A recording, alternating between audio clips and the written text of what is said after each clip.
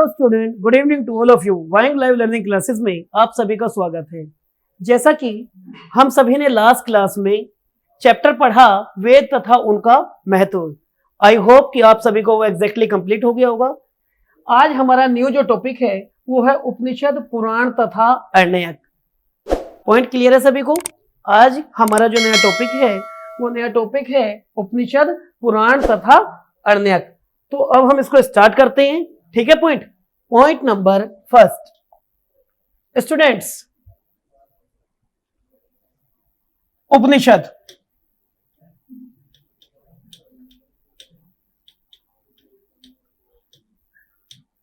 उपनिषद, यदि उपनिषदों की बात की जाए तो उपनिषदों की रचना ऋषियों ने की थी। उपनिषद की रचना किसने की थी? ऋषियों ने।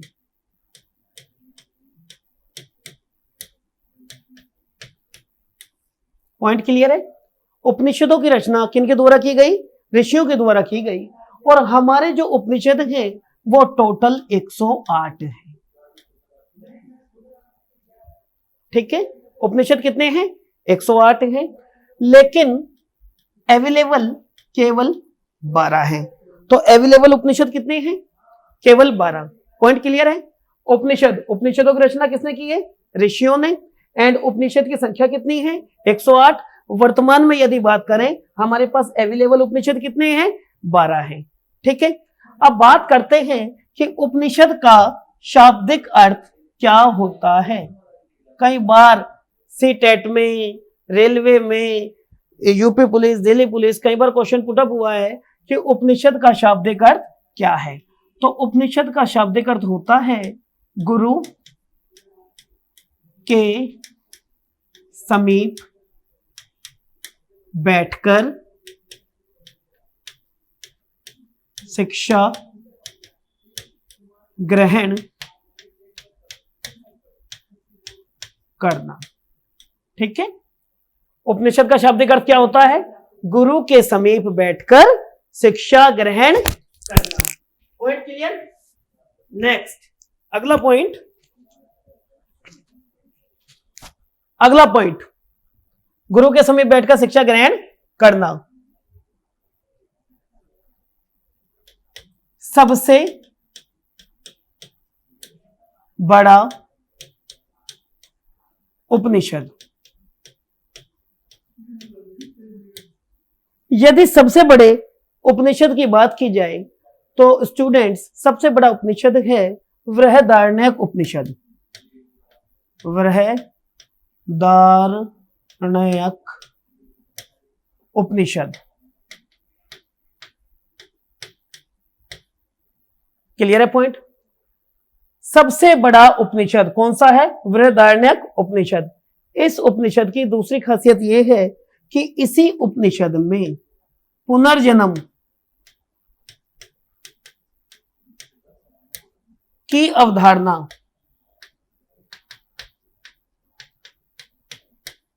को बताया गया है।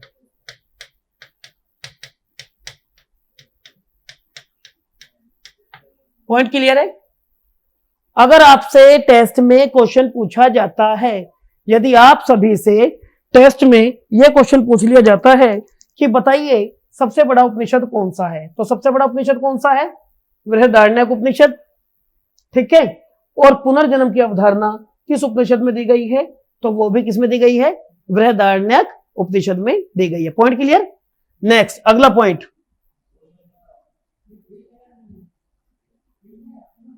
भारत का आदर्श वाक्य, ठीक है। यह क्वेश्चन तो पता नहीं कितनी बार पूछा गया है। भारत का आदर्श वाक्य क्या है? तो मैं आप सभी को बताना चाहता हूं, भारत का आदर्श वाक्य है सत्यमेव जयते। भारत का आदर्श वाक्य क्या है?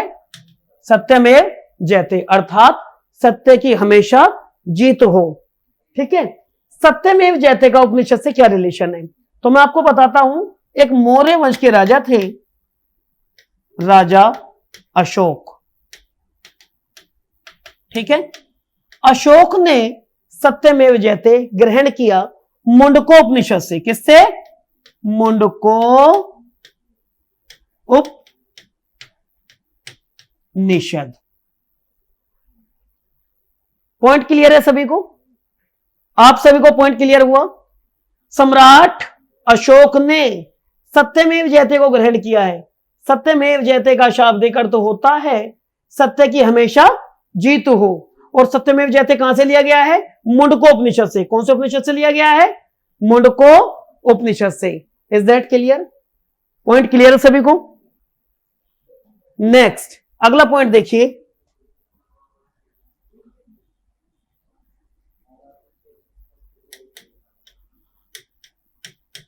छंदोग्य उपनिषद। भगवान श्री कृष्ण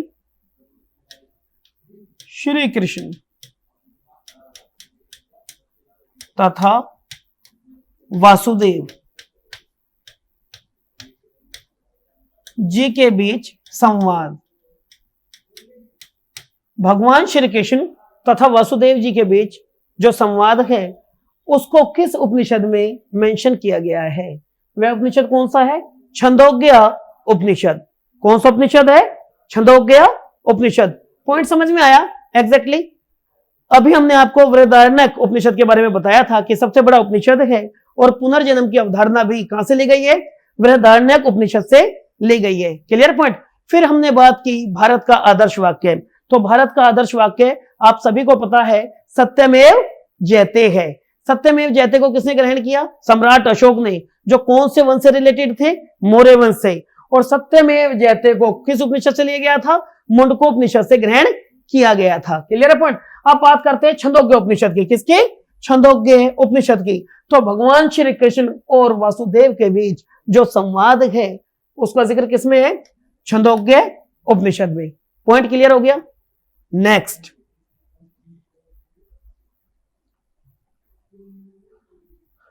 अब बात करते हैं तैत्तिरीय उपनिषद की। आप सभी ने गौतम बुद्ध के बारे में सुना होगा। ठीक है? गौतम बुद्ध बौद्ध धर्म के, बौद्धिज्म के फाउंडर थे, यानी बौद्ध धर्म के क्या थे? संस्थापक थे। तो गौतम बुद्ध ने दुखों से छुटकारा पाने के लिए हमें अष्टांगिक मार्गों के बारे में बताया है। किसके बारे में बताया है? अष्टांगिक, यानी 8 बातें बताई हैं गौतम बुद्ध ने। यदि हम उनको फॉलो करते हैं तो हम जीवन और मरण के चक्कर से बिल्कुल मुक्त हो जाते हैं। आई मीन बौद्धिज्म में उस भाषा को कहते हैं कि निर्वाण प्राप्त कर लेते हैं। क्लियर है? तो अष्टांगिक मार्ग, कौन से मार्ग? अष्टांगिक मार्ग जो बौद्धिज्म में, जो कौन से धर्म में बताए गए हैं? बौद्ध धर्म में। ठीक है? जो बौद्ध धर्म में बताए गए हैं उनको बुद्ध ने कहां से ग्रहण किया था? बुद्ध ने ग्रहण किया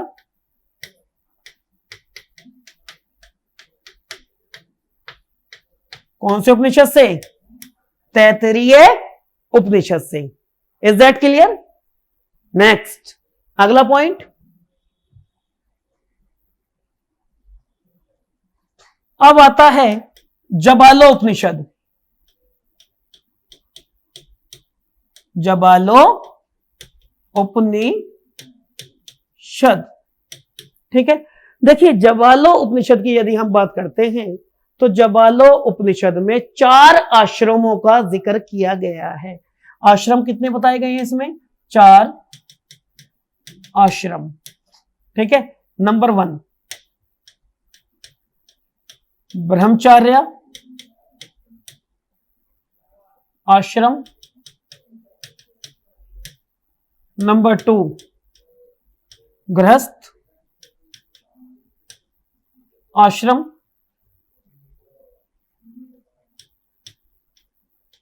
गृहस्थ आश्रम, नंबर 3 वानप्रस्थ आश्रम, एंड नंबर 4 संन्यास आश्रम। ठीक है, बोर्ड पर देखिए सभी स्टूडेंट, उपनिषद की बात कर रहे हैं। उपनिषद में भी कौन से उपनिषद की बात कर रहे हैं? जबालो उपनिषद। किसकी बात कर रहे हैं? जबालो उपनिषद की। तो जबालो उपनिषद में स्टूडेंट्स 4 आश्रम का जिक्र किया गया है। कितने आश्रम का? 4। और 4 आश्रम में सबसे पहला जो आश्रम बताया गया है वो बताया गया है ब्रह्मचर्य आश्रम। ठीक है, ब्रह्मचर्य आश्रम की जो एज है वो 0 से 25 है। आई मीन प्रत्येक व्यक्ति को 25 साल की उम्र तक किसका पालन करना चाहिए? ब्रह्मचर्य का पालन करना चाहिए। क्लियर हुआ पॉइंट? नेक्स्ट अगला पॉइंट क्या कहता है? वो गृहस्थ आश्रम। क्या बताया गया है? गृहस्थ आश्रम यानी 25 से लेकर 50 तक, 25 से लेकर 50 साल की जो एज है उसमें प्रत्येक मनुष्य का धर्म है कि वो गृहस्थ आश्रम का पालन करे। किसका पालन करे? गृहस्थ आश्रम का। उसके बाद 50 से लेकर 75 तक बताया गया है वानप्रस्थ आश्रम। अब वान शब्द है ना, ये वान, वान का शाब्दिक होता है वनों से। वान का शाब्दिक अर्थ क्या होता है? वनों से। आई मीन इस टाइम ऑफ पीरियड में यह बताया गया है कि मनुष्य को चाहिए कि वो जंगलों की तरफ जाए और प्राकृतिक जड़ी बूटियों की रिसर्च करे। क्या करे? रिसर्च करे। जंगलों में हर जड़ी बूटी का ज्ञान वो ग्रहण करे और उस ज्ञान को ग्रहण करने के बाद जब पुनः वापस आए, कब आए? 75 में। तो 75 से 100 तक का जो टाइम ऑफ पीरियड बताया गया है वो किसका बताया गया है? संन्यास आश्रम का। उस संन्यास आश्रम में जो उसने ग्रहण किया, कहां ग्रहण किया? वानप्रस्थ आश्रम में। आई मीन जो नॉलेज उसने जंगलों से ग्रहण की, प्राकृतिक संपत्ति की जो नॉलेज उसने ग्रहण की उसको डिस्ट्रीब्यूट करे। कौन से टाइम ऑफ पीरियड में? संन्यास आश्रम में। समझ में आया कि नहीं आया? नेक्स्ट अगला पॉइंट, स्टूडेंट्स अब बात करते हैं सबसे छोटा उपनिषद। सबसे छोटा उपनिषद। ठीक है पॉइंट? यदि सबसे छोटे उपनिषद की बात करें तो सबसे छोटा उपनिषद है मांडुल्य। ठीक है, सबसे छोटा उपनिषद कौन सा है? मांडुल्य। तो आई होप कि आप सभी को उपनिषद समझ में आए होंगे, जिसका शाब्दिक अर्थ होता है गुरु के समीप बैठकर शिक्षा ग्रहण करना। Is that clear? नेक्स्ट अगला पॉइंट, अब बात करते हैं पुराण। किसकी बात करते हैं? पुराण। क्लियर है पॉइंट? यदि पुराण की हम बात करें तो पुराणों में क्या मिलता है? पुराणों का बेस क्या है? पुराणों में भगवान की गाथाओं का वर्णन है। एग्जाम्पल क्या है? शिव पुराण, गरुड़ पुराण, ठीक है, एटसेट्रा। ये सब जो पुराण है इनमें किनका जिक्र किया गया है? इन सभी पुराणों में भगवान की गाथाओं का जिक्र किया गया है। किसका जिक्र किया गया है? भगवान की गाथाओं का। ठीक है, अब पुराणों के रचयिता कौन थे? तो पुराणों के जो रचयिता है ना, पुराणों के रचयिता स्टूडेंट्स, पुराणों के रचयिता हैं लोमहर्ष तथा उनके बेटे उग्रशर्वा ऋषि। कौन है? लोमहर्ष, ठीक है, तथा उनके बेटे, क्या नाम है बेटे का? उग्रश्रवा। ठीक है, इन्होंने पुराणों की रचना की थी और पुराणों की टोटल संख्या कितनी है? 18। पुराणों की टोटल संख्या कितनी है स्टूडेंट्स? 18। पुराणों की रचना किसने की? लोमहर्ष और उनके बेटे उग्रशर्वा ने। पुराणों में क्या मिलता है? जी भगवान की गाथाओं का वर्णन है। क्लियर है पॉइंट? अब बात करते हैं सबसे पुराना पुराण कौन सा है? ओल्डेस्ट पुराण, सबसे पुराना। ठीक है, तो सबसे पुराना जो पुराण है वो है मत्स्य पुराण। मत्स्य पुराण क्या है? सबसे पुराना पुराण। ठीक है, सबसे पुराना पुराण कौन सा है? मत्स्य पुराण। और मत्स्य पुराण की जब हम बात करते हैं तो मत्स्य पुराण में भगवान विष्णु के कितने अवतारों को बताया गया है? 10 अवतारों का वर्णन किया गया है। कितने अवतारों का किया गया है? 10 अवतारों का। नंबर 1 मत्स्य अवतार, ठीक है। नंबर 2 कुरुम्ब अवतार। कुरुम्ब मीन्स कछुआ, ठीक है। नंबर 3 वराह अवतार। नंबर 4 नरसिंह अवतार, ठीक है। नंबर 5 वामन अवतार। नंबर 5 वामन अवतार, ठीक है। नंबर 6 परशुराम अवतार। नंबर 7 राम अवतार। नंबर 8 कृष्ण अवतार। देखिए स्टूडेंट्स, कई बुक्स जब आप पढ़ते हैं तो यहां पर बलराम लिखा हुआ है, जो सरासर गलत है, क्योंकि बलराम शेषनाग के अवतार थे, ना कि भगवान विष्णु के, ठीक है। तो भगवान विष्णु के जो 8वें अवतार है वो कौन है? श्री कृष्ण भगवान। यदि 9वें अवतार की बात की जाए, किसकी बात की जाए? 9वें अवतार की, तो वो है गौतम बुद्ध। गौतम बुद्ध, ये बात भी किसमें बताई गई है? मत्स्य पुराण में। यानी बौद्धिज्म के जो फाउंडर हैं उनको मत्स्य पुराण के अनुसार किसका अवतार बताया गया है? भगवान विष्णु का। और यदि 10वें अवतार की बात करें तो वो होंगे कल्कि अवतार। कौन से अवतार होंगे? कल्कि अवतार, जो कलयुग के चौथा चरण, जो अंतिम चरण होगा, उसमें 5 साल की कन्या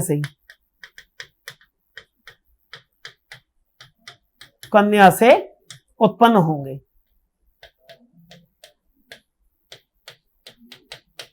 ठीक है पॉइंट। तो पुराणों में सबसे पुराना पुराण कौन सा है? मत्स्य पुराण। भगवान विष्णु ने मछली का अवतार तब लिया जब धरती पर प्रलय आई। सप्त ऋषियों को लेकर वो एक सेफ जगह पहुंचे जहां पुनः संरचना हुई एक नए युग की। कुरुम्ब अवतार भगवान ने तब लिया जब देवताओं और असुरों के बीच समुद्र मंथन हुआ, तो भगवान विष्णु ने कछुए का रूप धारण किया था। वराह अवतार, आपने हिरण्यकश्यप का नाम सुना होगा। हिरण्यकश्यप का एक भाई था हिरण्याक्ष, जो पृथ्वी को समुद्र के बीचों बीच ले गया था। उसका वध करने के लिए देवताओं के आह्वान पर भगवान विष्णु ने कौन सा रूप धरा? वराह अवतार। ब्रह्मा जी की नाक से, नोज से निकले थे वराह अवतार। Clear point. नरसिंह अवतार की यदि बात करें तो भक्त प्रहलाद का आपने नाम सुना होगा। जब उनके पिता उनको बार बार टॉर्चर करते हैं कि बता तेरा भगवान कहां है, बता तेरा भगवान कहां है, तब भक्त प्रहलाद कहता है कि हे पिताजी, सृष्टि की हर चीज में, हर तत्व में भगवान है। तो कहते हैं क्या इस खंबे में भी तुम्हारा भगवान है? तो उस खंबे में से प्रकट होते हैं। जब उसको ब्रेक करते हैं कौन? हिरण्यकश्यप। तो खंबे में से नरसिंह अवतार लेकर उत्पन्न होते हैं भगवान विष्णु। वामन की बात करते हैं तो वामन की यदि बात करें, भक्त प्रहलाद का ही पोता था राजा बलि। वो 100 यज्ञ कर रहे थे अजय होने के लिए। जब वो 100वां यज्ञ कर रहे होते हैं तो भगवान विष्णु एक बोने का रूप धारण कर आते हैं और 3 पग भूमि मांगते हैं। कितने पग मांगते हैं? 3 पग भूमि। उस टाइम भगवान विष्णु किस रूप में आए थे? एक वामन, एक बोने के रूप में आए थे। ठीक है। परशुराम अवतार, परशुराम के बारे में तो आप सभी जानते हैं। ठीक है। परशुराम की यदि बात की जाए तो रामायण काल में भी रहे हैं, महाभारत काल में भी रहे हैं। ठीक है। और इन्होंने 21 बार, कितनी बार? 21 बार आताताई क्षत्रियों का इस पृथ्वी से अंत किया है। क्लियर है पॉइंट। तो ऐसा नहीं है सभी क्षत्रिय क्षत्रियों का पूर्ण विनाश किया, लेकिन उस समय तो श्री राम भी क्षत्रिय थे, उनका विनाश तो नहीं किया परशुराम जी ने, या उनके संबंध में जो परिवार में थे उनका भी विनाश नहीं किया। आताताई जो क्षत्रिय थे उनको पृथ्वी से विहीन किया है, कितनी बार? 21 बार। नेक्स्ट, अगला अवतार राम जी का अवतार। आप जानते हैं सभी, दशरथ के पुत्र राजा राम, अयोध्या के राम, ठीक है पॉइंट। तो ये उनका 7वां अवतार था। कृष्ण की बात करते हैं, भगवान श्री कृष्ण की, तो मथुरा में इनका जन्म हुआ था भगवान श्री कृष्ण का, ठीक है। देवकी माता ने इनको पैदा किया था और यशोदा माता ने इनका लालन पालन किया था, ठीक है। तो भगवान श्री कृष्ण के बारे में सभी जानते हैं। गौतम बुद्ध की यदि हम बात करें तो ये बौद्ध धर्म के संस्थापक थे, ठीक है। और कल की अवतार के बारे में मैंने बता दिया, जब घोर कलयुग बढ़ जाएगा, इतना कलयुग बढ़ जाएगा कि 5 साल की कन्या से जब बच्चे पैदा होंगे तो उस टाइम 5 साल की ही कन्या से भगवान कल की रूप में अवतार लेंगे और इस अवतार के बाद नई सृष्टि का जन्म होगा। यानी नई सृष्टि मतलब वापस सतयुग, एक नए युग का जन्म होगा। क्लियर है पॉइंट? तो आई होप पुराण में आपको मत्स्य पुराण एग्जैक्टली पता चल गया होगा, ठीक है। अब अगले पुराण की बात करते हैं। इरेज कर दूं?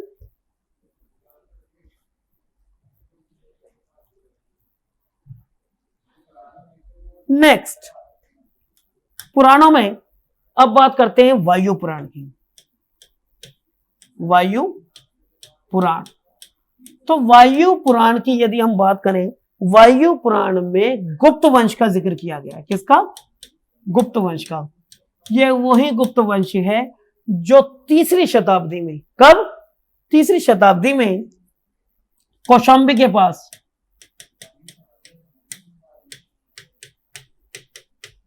फैला था, ठीक है। किसके पास फैला था? कौशाम्बी के पास फैला था। और गुप्त वंश के, यानी गुप्त वंश के जो संस्थापक थे वो थे श्रीगुप्त। वो कौन थे? श्रीगुप्त, ठीक है।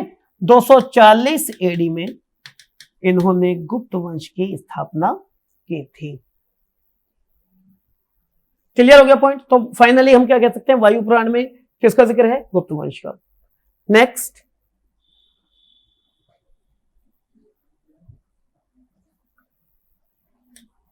विष्णु पुराण।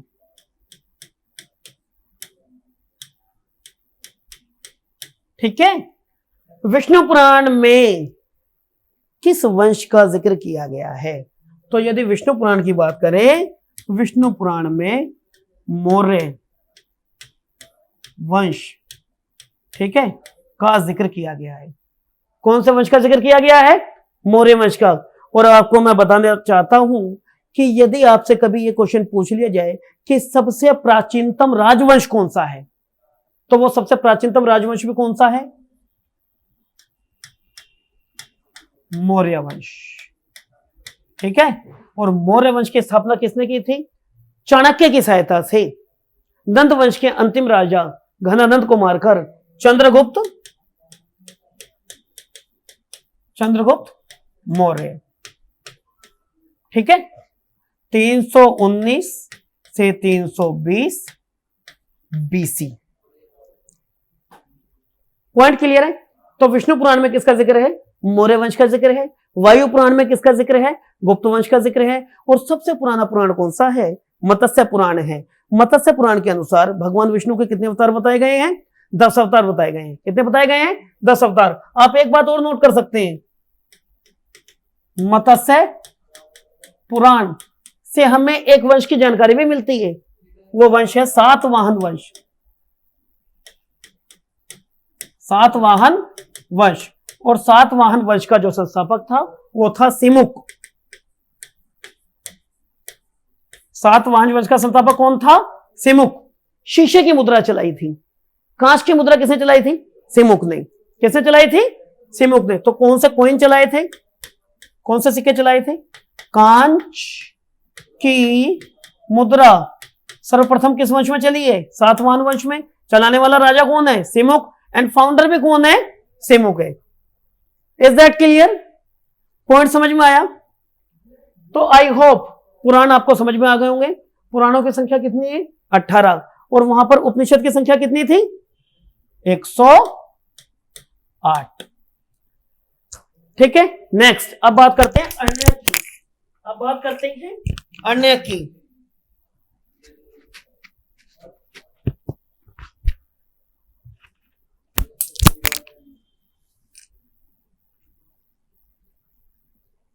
तो अर्ण्यक स्टूडेंट्स, अर्ण्यक से आप क्या समझते हैं?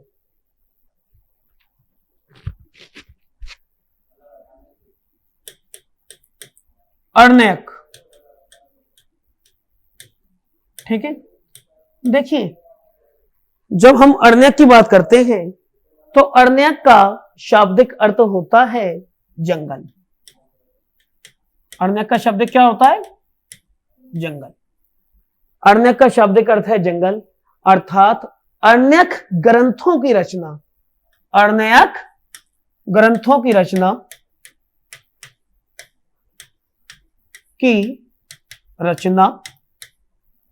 कहां पर हुई है? जंगलों में हुई है। और अर्ण्यक ग्रंथों में मिलता क्या है? अर्ण्यक ग्रंथों में रहस्यमयी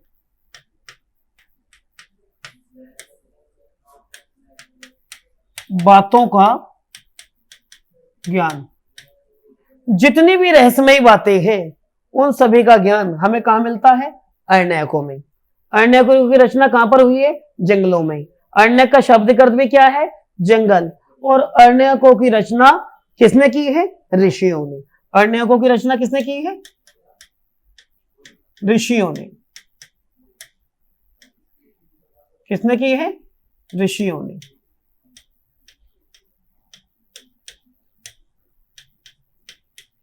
ठीक है, पॉइंट क्लियर हुआ?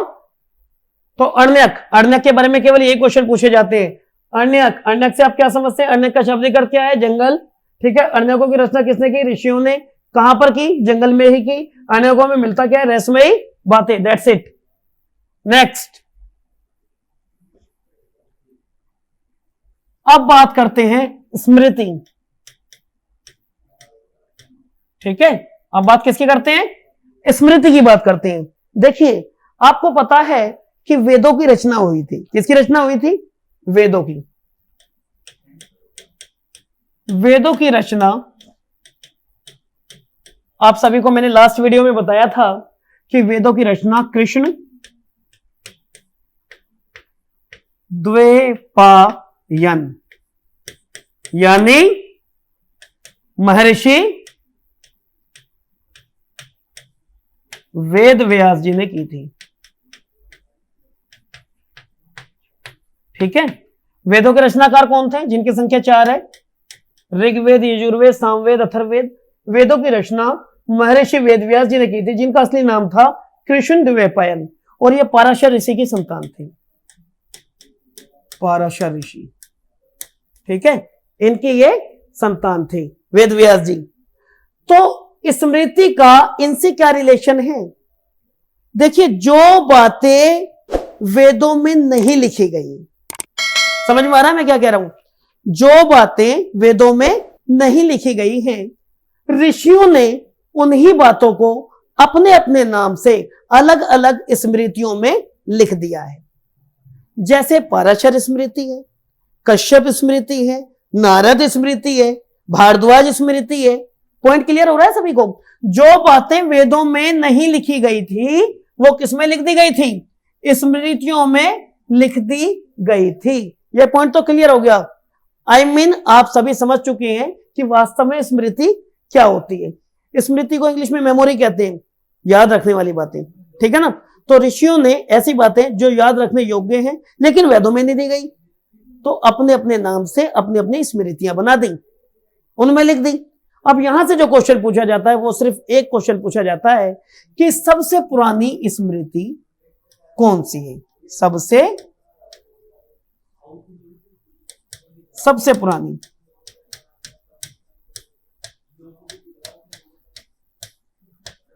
ठीक है, तो सबसे पुरानी स्मृति की जब हम बात करते हैं वो है मनु स्मृति।